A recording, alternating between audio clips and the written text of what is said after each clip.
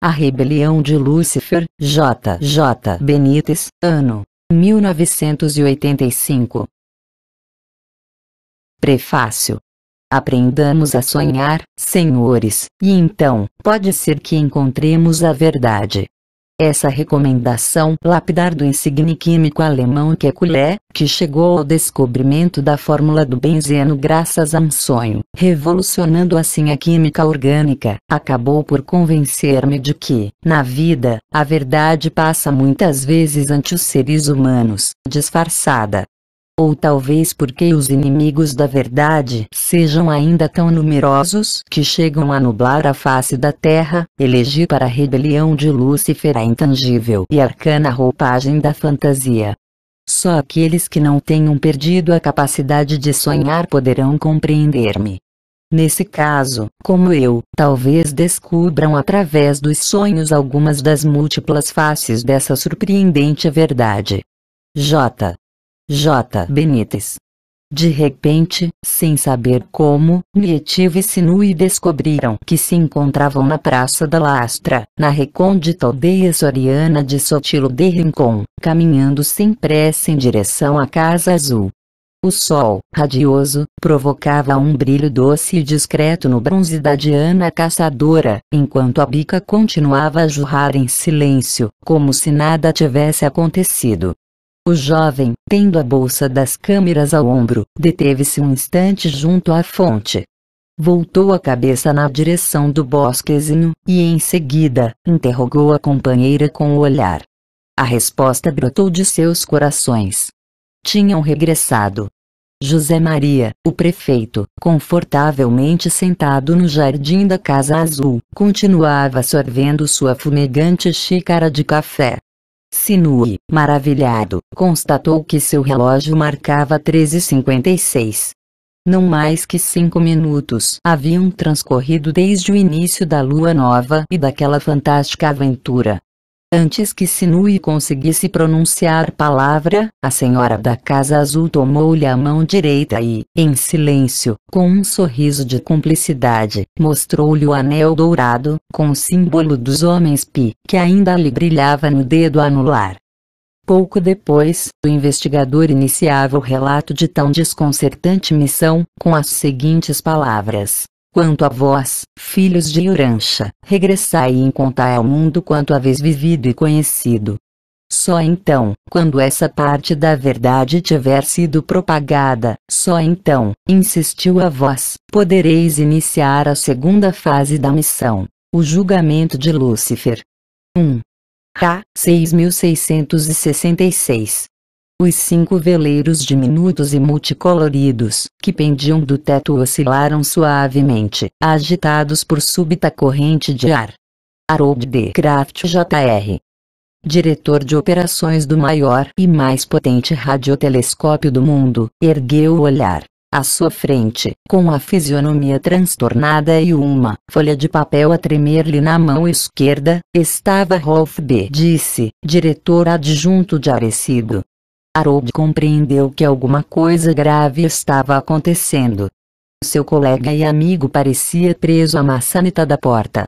Uma segunda golfada de ar agitou os veleiros, pondo reflexos vermelhos, verdes e azuis em seus cascos lustrosos. Meu Deus! Exclamou Kraft detrás da pilha de documentos e pastas que se amontoavam sobre sua mesa. Não fique aí parado. Que foi agora? O astrofísico reagiu e, fechando a porta, avançou em grandes passadas. Incapaz, porém, de articular palavra, limitou-se a estender o telexão palmo do basto bigode de Harold. O diretor de operações do radiotelescópio de Arecibo, dependente da Universidade Norte-Americana de Cornell, leu aquele galimatias matemático em 30 segundos. Em seguida, interrogou Rolf com o olhar. Rolf assentiu com a cabeça. Então estávamos certos, disse Kraft levantando-se com um ricto de alarma.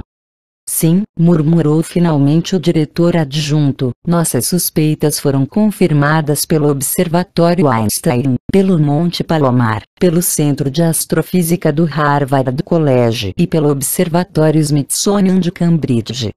Estou assustado, Harold. Que fazer? No momento, replicou o diretor de operações, continuar vigiando, E os dois se precipitaram para a porta. Quando os cientistas irromperam pela sala de processamento de dados, a notícia já havia transcendido até os 144 astrônomos e técnicos especializados do radiotelescópio. Uns 30, adivinhando os movimentos do diretor de operações de Arecibo, se haviam congregado à volta dos poderosos computadores CDC 3300 e Datacraft 6024-4. Ao vê-los, Harold sorriu maliciosamente, pedindo calma ao inquieto pessoal a seu serviço. Sem mais comentários, sentou-se à mesa do CDC, digitando nervosamente.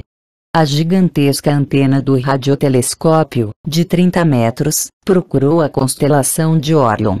Fixada a posição, Harold Kraft ativou o radar, forçando ao máximo sua potência de saída. Nesse momento, toda a atenção foi para os dígitos verdes que acabavam de aparecer na tela do computador. 15ª transmissão radar planetário. 2380 MHz. Distância estimada: 29,76058 unidades astronômicas.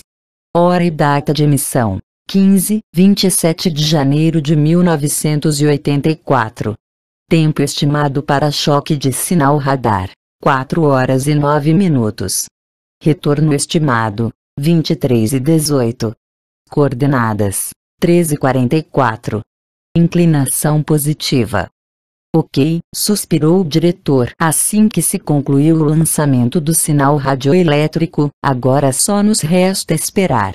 Mas alguns dos astrofísicos, sem poder conter a curiosidade, desandaram a interrogar Kraft. Entretanto, a torrente de perguntas foi interrompida pelo som insistente de um dos telefones da sala de computadores. É para você, esclareceu Rolf, dirigindo-se ao diretor de operações. Frank parece muito aborrecido, Harold atendeu, adivinhando o motivo da chamada e do desgosto de Frank Drake, diretor do radiotelescópio de Arecibo e seu responsável supremo. Sim, fale. Harold, explodiu Drake, como é possível que seja o último a ser informado? Acabam de chamar de Itaca pedindo um relatório completo sobre como diabos se chama?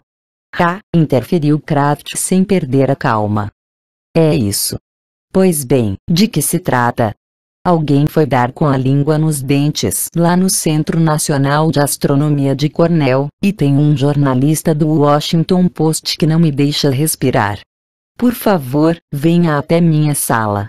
5 minutos depois, Harold Kraft exibia a Drake a recém-chegada confirmação dos observatórios do Monte Palomar, Harvard e Cambridge. Frank, alisando nervosamente a cabeleira branca, exclamou: está bem, mas comece pelo início. Que diabo de história é essa sobre Ra? Que é que está acontecendo? Em fins de 1975, começou o diretor de operações, o telescópio orbital de raios-x do satélite holandês ANS, descobriu um misterioso corpo celeste. Encontrava-se além do sistema solar e se dirigia para a constelação de Orion. Pouco depois, em janeiro de 1976, o 8º Observatório Solar Orbital e os satélites SAS-3, Vela e Uru confirmavam o achado. Nesse mesmo mês, a pedido de Jonathan Grindlay, do Observatório do Harvard College, dirigimos nossa antena para as coordenadas de situação de Ra. E daí? Harold apanhou um bloquinho no bolso da camisa e vasculhou as folhas. Sim, está aqui, comentou, observando de soslaio os olhares cada vez mais impacientes de Drake. Justamente a 27 de janeiro de 1976, faz agora 8 anos, nosso radar detectou o astro 1.261.440.000 quilômetros da órbita de Plutão. Nos anos seguintes, tanto os satélites EAL-1 quanto EAL-2 e mais os telescópios de Palomar, Harvard e Cambridge e nosso próprio radiotelescópio vêm seguindo a trajetória de Ra, calculando-se em 5 km por segundo a sua velocidade. Continuo não entendendo, interrompeu o responsável por Arecibo. Um momento, Frank. Por todos estes anos, os cálculos de Grindley e dos demais astrônomos coincidiram em dois fatos que provocaram certa preocupação. Em primeiro lugar, Ra viaja diretamente em direção ao nosso sistema solar. Segundo, trata-se de um corpo celeste singular, com uma órbita cujo período de revolução foi calculado em 6.666 anos. Um astro periódico. Mas vocês têm certeza disso? O diretor de operações respondeu com denso e significativo silêncio. Um momento, interveio novamente Drake. Se entendi bem, esse astro viaja em média a 5 km por segundo.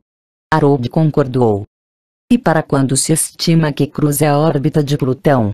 Kraft apontou o telex recebido naquela mesma manhã em Arecibo e pediu-lhe que o lesse com atenção.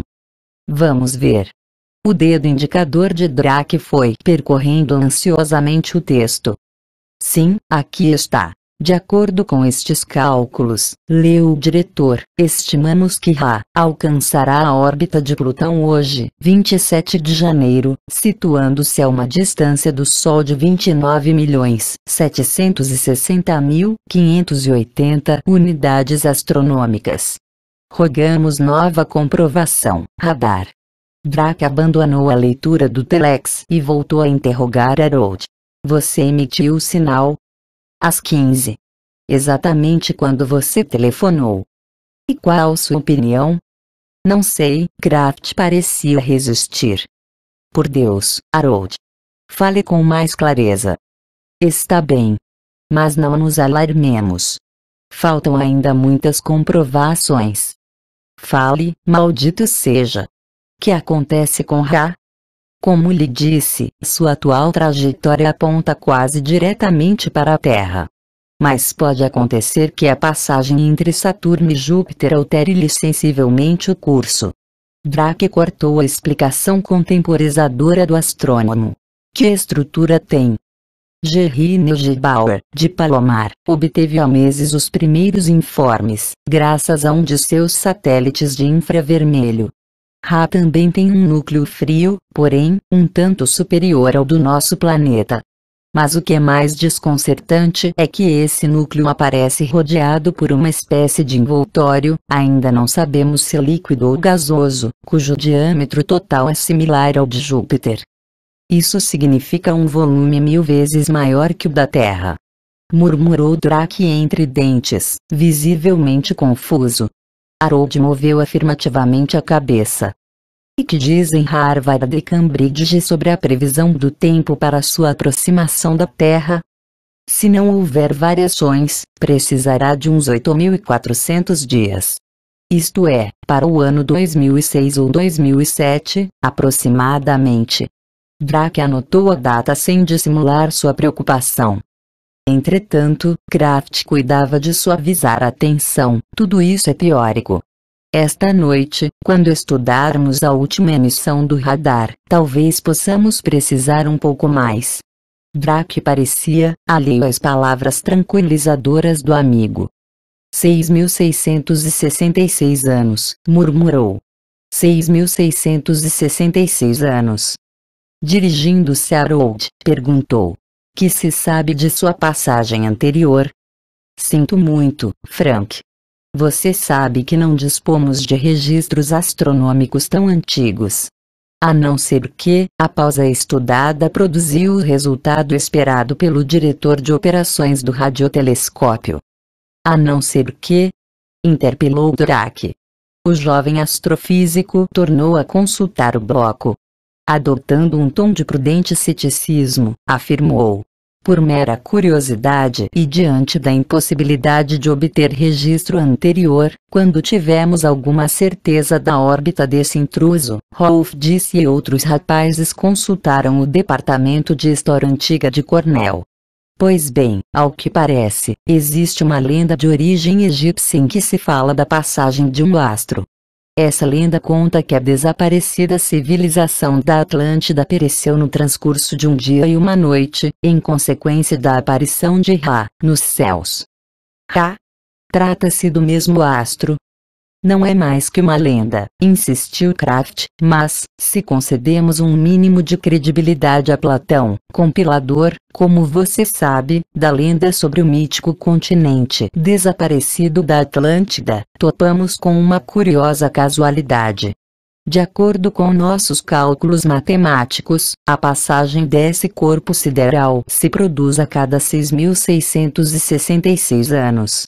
Isso quer dizer que o registro anterior, se é que existe um algures, deve remontar ao ano 4660 a.C., aproximadamente. Não entendo aonde você quer chegar, interrompeu Drake. Muito simples. Se Monte Palomar, Harvard e Cambridge coincidem na presunção de que Ra irromperá na órbita da Terra por abril do ano 2006, temos de remeter ao ano 11.326 a.C., a antepenúltima passagem do intruso. Data muito próxima apontada por Platão para o catastrófico desaparecimento da Atlântida. Drake caçou. Harold, são apenas lucubrações, e bem pouco científicas. O diretor de operações deu de ombros. Antes, porém, de abandonar o escritório, comentou. Eu sei, mas é muita coincidência, você não acha? Certamente. Mas qual é a designação oficial desse astro? Ra, 6.666. Vocês estão todos loucos. Concluiu Drake. Bem, informe-me sobre os resultados da emissão do radar. Verei o que posso dizer a esse jornalista. E o diretor de Arecibo enredou-se em uma nova leitura do telex, sem perceber o sorriso enigmático que acabava de despontar no rosto de Harold. Às 15h30, daquele dia 27 de janeiro de 1984, Kraft fechava atrás de si a porta do escritório do seu chefe imediato, Frank Drake. No fundo do corredor, Rolf esperava. Ao ver Harold, correu ao seu encontro. Havia intenso brilho no olhar de Rolf B. Disse. A meia voz, sussurrou ele ao ouvido do diretor de operações. Boas notícias, Harold. O grão-mestre acaba de ligar. Kraft levou o dedo indicador aos lábios, pedindo silêncio ao amigo. Segurando-lhe o braço, arrastou-o até sua sala. Trancada a porta, dirigiu-se ao quadro negro que ocupava boa parte da parede direita do seu pequeno santuário. E, em silêncio, escreveu. Autorizaram a transmissão da mensagem. Rolf, compreendendo as medidas de segurança do seu irmão de loja, pegou o giz que ele lhe estendia e, consultando uma série de números escritos com esferográfica na palma da mão direita, rabiscou nervosamente na lousa. Grão Conselho de Quiri, EBS, autoriza o irmão 685-819-S, a enviar mensagem urgente a Ra. Harold vibrou de emoção, ao ler aqueles estranhos números. Tão só ele e o grande Grão Conselho dos Quiri, EBS, ou mestres da grande loja da Escola da Sabedoria, conheciam a chave que identificava Harold D. Kraft Jr. como membro da citada ordem secreta. Irmandade nascida no Antigo Egito, durante a dinastia 18, há 3.350 anos, e firmemente impulsionada pelo primeiro Quirieb, ou mestre, Amenemhat, também conhecido na escola dos mistérios como Germa ou o verdadeiro silencioso, segundo consta do papiro, 10.474 da Grande Loja. O diretor de operações do radiotelescópio pegou novamente o giz e escreveu. Qual o texto da mensagem? Rolf copiou na palma da mão, com letras maiúsculas. O julgamento da Terra será assistido pela ronda da roda de Ra. Glória ao disco. Glória aos mensageiros solitários. Glória à ilha estacionária do paraíso. 144 mil urantianos esperam o sinal de Ra. Concluída a mensagem do Grão Conselho dos Querubins, Rolf disse e encetou meticulosa verificação, palavra por palavra. Confirmada a exatidão, Aroupa anotou em uma folha de papel, na qual se lia o seguinte lembrete: Centro Nacional de Astronomia e de Ionosfera, Universidade de Cornell, 110, Daihoro, Itaca, NI 14.853. Ato contínuo, os dois astrofísicos apagaram a lousa, eliminando qualquer vestígio de tudo que haviam escrito. Mais tranquilos, Kraft disse e tomaram assento à escrivaninha. Harold, depois de reler a enigmática mensagem, perguntou baixinho. Código? Conversão em números. Chave de Cagliostro, sussurrou Rolf. Sem mais comentários, puseram-se a codificar o texto elaborado pelo Grão Conselho dos Mestres. Nem Harold nem Kraft, claro, atreveram-se a formular perguntas sobre o sentido daquela criptografia. A fé nos Querubins, da grande loja que pertenciam era total, e isso bastava. Às 16h15, com a mensagem codificada num total de 201 caracteres numéricos, o diretor de operações de Arecibo e seu diretor adjunto dirigiam-se sigilosamente para a sala de controle do radiotelescópio. O centro de processamento de dados, tal como o supunham Harold e Rolf, estava deserto. O primeiro turno de astrofísicos não se encarregaria do programa habitual de emissões e recepção de sinais antes das 17 horas. Tinham, portanto, o tempo exato para programar o computador CDC 3300 e transmitir a mensagem. Kraft postou-se à frente do teclado, transmitindo ao projetor de laser as coordenadas galácticas de Ra. Em 15 segundos, a antena situada na plataforma triangular, suspensa a uma altura de 50 andares sobre o gigantesco disco côncavo aluminizado de 300 metros de diâmetro, que funciona como refletor, ficou definitivamente direcionada para um dos 38.778 painéis individuais de alumínio que constituíam o mencionado refletor ou tigela de sopa, como diziam familiarmente em Arecibo. Harold ajustou a potência de saída em 450.000 watts, procedendo à emissão dos 201 caracteres numéricos. De início, o computador codificara a mensagem em 5 grupos de 53, 13, 30, 35 e 34 caracteres, com um total de 36 dígitos suplementares, estrategicamente distribuídos, que faziam as vezes de espaços em branco. Decodificados, por sua vez, em sistema binário, os 201 dígitos foram transmitidos a uma velocidade de 10 caracteres por segundo. Às 16 horas, 30 minutos e 20 segundos, partia a mensagem, finalmente, para as profundezas do sistema solar, em busca do misterioso astro intruso. Por um minuto, a partir do último segundo da transmissão, Rolf manteve-se atento à tela do computador, ajustando a frequência da mensagem de forma tal que não se visse alterada pelo efeito Doppler do movimento orbital e da rotação da Terra. Esgotado esse minuto, o diretor adjunto respirou profundamente, comunicando a Harold que a mensagem já se encontrava na órbita de Marte. Depois, premeu o teclado do CDC e aguardou. Quase instantaneamente uma série de dígitos verdes percorreu a tela do computador. Bem, murmurou Harold, em 35 minutos alcançará a órbita de Júpiter e, em 71, a de Saturno. A última linha anunciava algo que os astrofísicos já sabiam. O cruzamento com a órbita de Plutão se registrará em 4 horas e 9 minutos. Ambos, movidos pelo mesmo pensamento, consultaram seus relógios. A mensagem, afirmou Rolf, será recebida às 20h33. Sim. Confirmou o colega, mas haverá resposta. Rolf olhou-o fixamente. Você sabe que sim. Disse com ênfase. É questão de esperar. Nessa noite, pouco antes das 23 horas, havia inusitado movimento na sala de controle do radiotelescópio de Arecibo. Nem Harold nem Rolf puderam convencer os colegas a que se recolhessem para repousar. Cerca de meia centena de astrofísicos esperavam impacientemente a iminente recepção do sinal do radar emitido 8 horas antes. No comando do computador, o diretor de operações checou pela enésima vez a posição da antena, de 300 metros, do refletor principal. A seu lado, Rolf, cabelo revolto e lápis atrás da orelha direita, fez o mesmo com o segundo computador, o Datacraft, responsável pelo controle da antena passiva de 90 metros, postada a 10 km ao norte da localização do gigantesco radiotelescópio, vital para a recepção e combinação dos ecos do radar.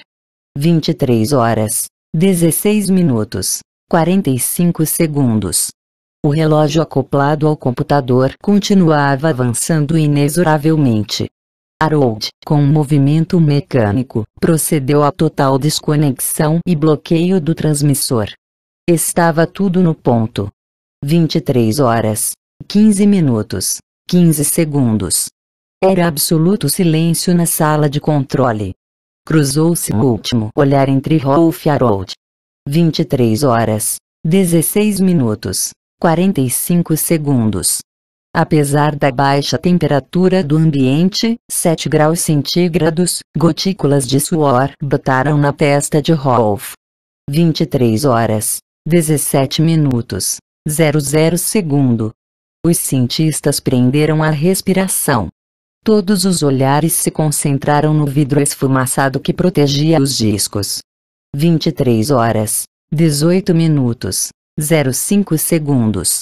O computador central, entretanto, não dava sinal de vida. Harold, tenso, aproximou seu rosto do CDC e sussurrou-lhe: "Vamos, menino."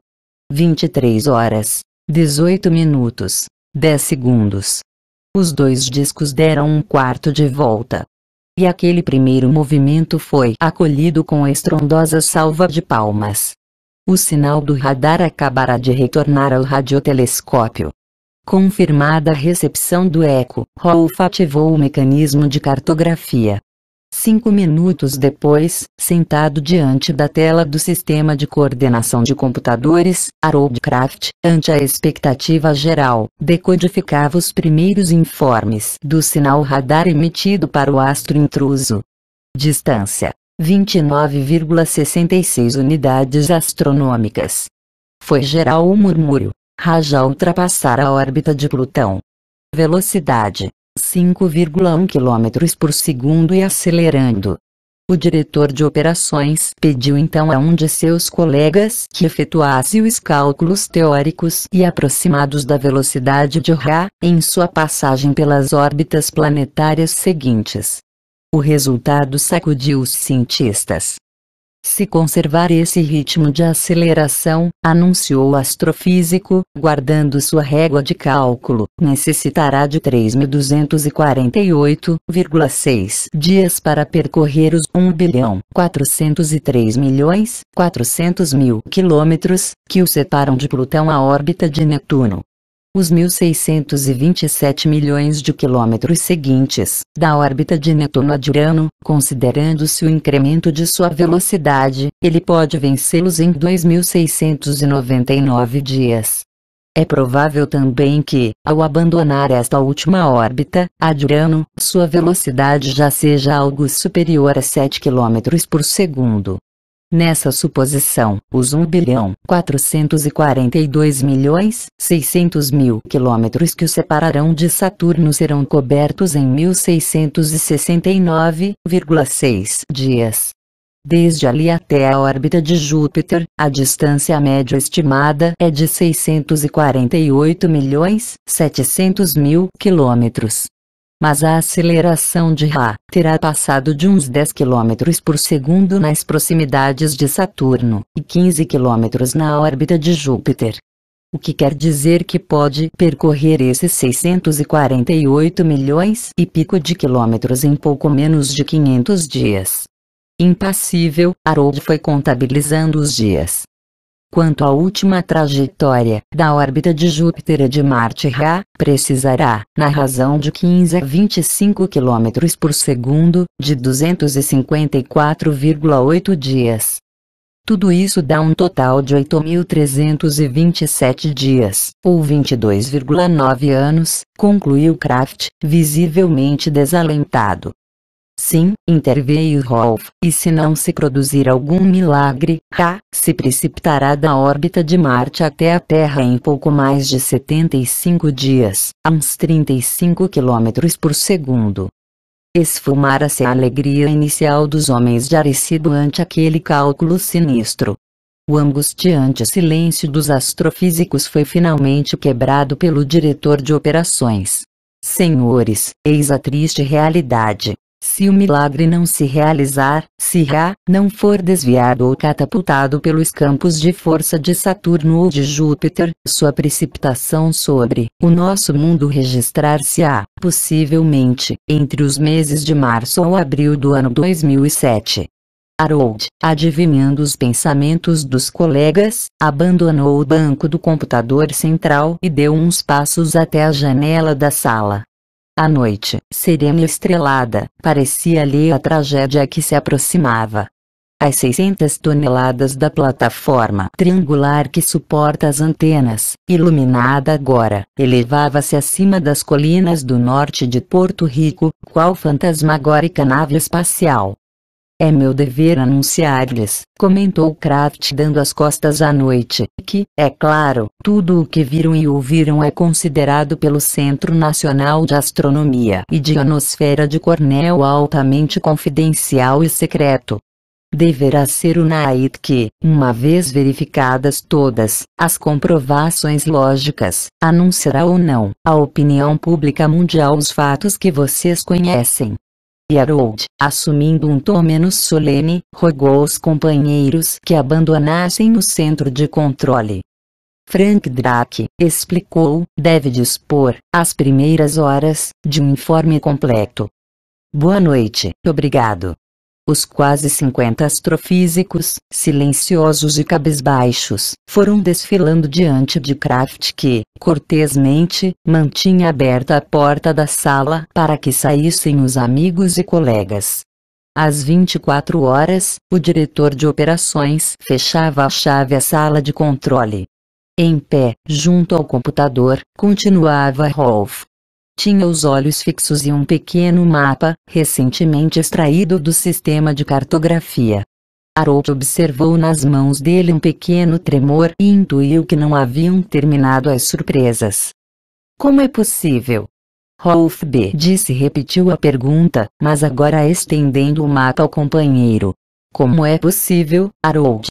Kraft examinou a imagem de Ra que o radar acabava de fornecer. O mapa em relevo aparecia como uma mancha praticamente negra e perfeitamente circular. Eles sabiam que o brilho e o esbranquiçado desse tipo de mapas de retrodifusão são proporcionais ao grau de aspereza da superfície do astro explorado. Em outras palavras, quanto mais escura a imagem do radar, mais lisa a superfície cartografada. Perplexo, Harold consultou as imagens do planeta Vênus obtidas em 1975 e 1977. Daquelas vezes, o radiotelescópio efetuara um magnífico trabalho, cartografando por radar os dois hemisférios e, em especial, uma região situada a 320 graus de longitude. Este, em pleno hemisfério sul. Em tais mapas, confirmando as suspeitas dos radioastrônomos, aparecia, por exemplo, uma enorme mancha branca que chamaram de Masvel a 65 graus de latitude norte e 5 graus de longitude. Este, que não era senão uma gigantesca montanha de 11.000 metros. Ra, ao contrário, à vista daquele primeiro informe de radar, apresentava absolutamente lisa uma de suas faces, sem as rugosidades e acidentes naturais que se deveriam esperar. Como é possível, Harold? Repetiu Rolf pela terceira vez. Mas o diretor de operações só conseguiu encolher os ombros. Apanhando a régua de cálculos, pediu a Rolf que o ajudasse na elaboração dos últimos dados. Em alguns minutos o diâmetro equatorial do intruso havia sido fixado pelos cientistas em 13.756 quilômetros. Curiosamente, 1.000 quilômetros maior que o da Terra. E esse estranho envoltório de que falavam os satélites? Perguntou Harold. Rolf moveu negativamente a cabeça. É preciso esperar pelos informes de Monte Palomar, comentou. Acho que você deveria informar Durack. Amanhã nos ocuparemos disso. Kraft consultou seu relógio. Se o grão conselho dos Queribs estiver certo, a resposta de Ra será captada pelo radiotelescópio a partir das 24h38. Temos que nos apressar. Mal temos tempo. Rolf obedeceu em silêncio e foi postar-se outra vez diante do teclado do computador principal. Desconectou o radar, ativando continuamente o sistema de recepção de sinais radioelétricos. A antena de 32 metros e 4.500 quilos de peso continuava apontando para as coordenadas galácticas de Ra. Tudo em ordem? Perguntou Harold mecanicamente. Afirmativo. Mas, Rolf hesitou. Mas o que? Animou o companheiro. Não sei, Harold. Você acredita que haverá resposta? Agora você está duvidando. Sorriu Kraft. E dando-lhe uma palmadinha nas costas, sentou-se frente à tela do computador auxiliar. O relógio digital do Datacraft 6024 marcava 24 horas, 5 minutos e 45 segundos. Rolf, cada vez mais nervoso, mordiscava a ponta da lapiseira. 24 horas, 28 minutos, 15 segundos. Atenção, Rolf. 24 horas, 38 minutos, 00 segundo. Dessa vez, os radioastrônomos foram surpreendidos pelo giro dos discos magnéticos do computador. A antena do radiotelescópio começava a captar algum sinal. Harold. Rolf, branco como papel, só conseguia repetir o nome do amigo. Deus do céu! Exclamou Harold. Eis aí a resposta.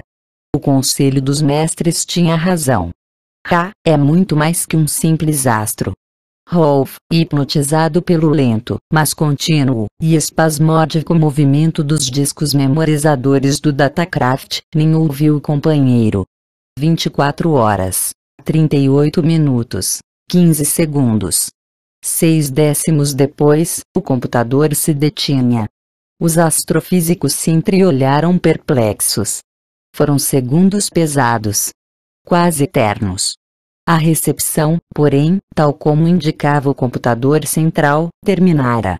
Harold, esforçando-se por dominar-se, fez retroceder as fitas magnéticas até o ponto zero da transmissão. 24 horas, 38 minutos, 00 segundo.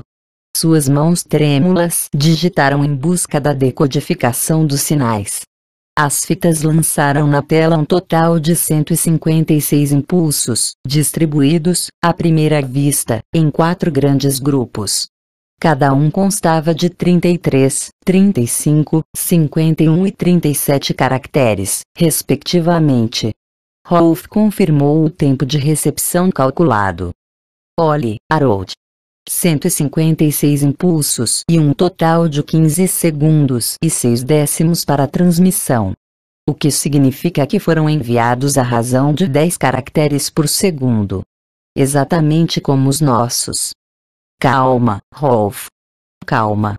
Ajuste o computador ao código binário. Não sei o que é Ra e os que o controlam, mas, se foram capazes de captar nossa mensagem, decifrá-la e enviá-la quase instantaneamente, alguma coisa me diz que sua resposta virá codificada sob a mesma chave.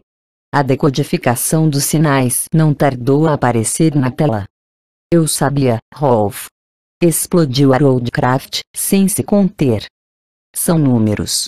No monitor, efetivamente, começara a desenhar-se uma série de dígitos, correspondentes ao sistema decimal ordinário. 21, 6.666, 12, 21, 53, 565, 67, 41, 54, 87, 6, na primeira linha.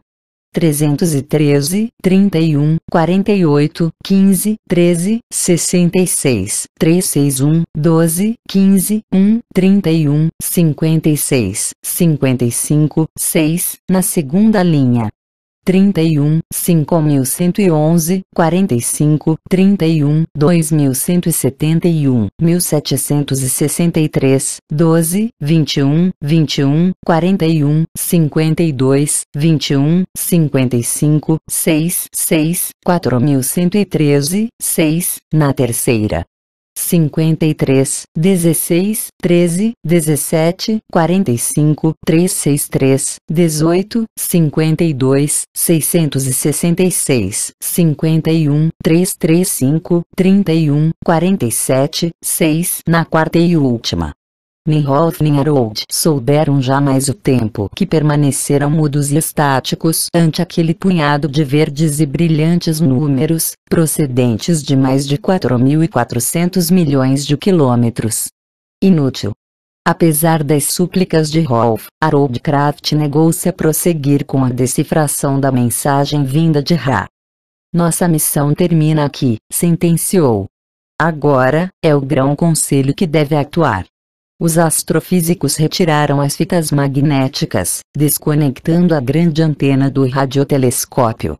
3 horas mais tarde, a mensagem original, convenientemente lacrada e selada, partia do aeroporto de San Juan de Porto Rico rumo a um lugar secreto ao sul de São Francisco, sede central do Grão-Conselho dos Querubins, ou mestres da grande loja da Escola da Sabedoria. A 1º de fevereiro, 7 altos funcionários das embaixadas da Venezuela, Grã-Bretanha, França, Alemanha Federal, Suíça, Suécia e Egito, todos eles membros secretos da Grande Loja, partiam de Washington, Nova York, Los Angeles e Miami com destino aos seus respectivos países. Em suas malas diplomáticas se havia depositado uma carta, presumivelmente contendo a mensagem procedente de Ra, definitivamente decifrada, em cujos envelopes se lia: Newton, Londres, Debussy, Paris, Leibniz, Bonn, Nobel, Estocolmo, Calvino, Berna, Bolívar, Caracas, Nefertiti, Cairo. Poucas horas após a chegada às capitais mencionadas, as 7 missivas eram entregues, em mãos, a cada Querub, responsável pela Escola da Sabedoria, nas áreas da Comunidade Britânica, França, Alemanha Federal, países nórdicos, Suíça, América Latina e África. Só os grãos-mestres das jurisdições do Oriente Médio, Ásia e Australásia foram excluídos pelo Grão-Conselho. O motivo estava contido naquelas 7 cartas, enigmáticas e altamente secretas,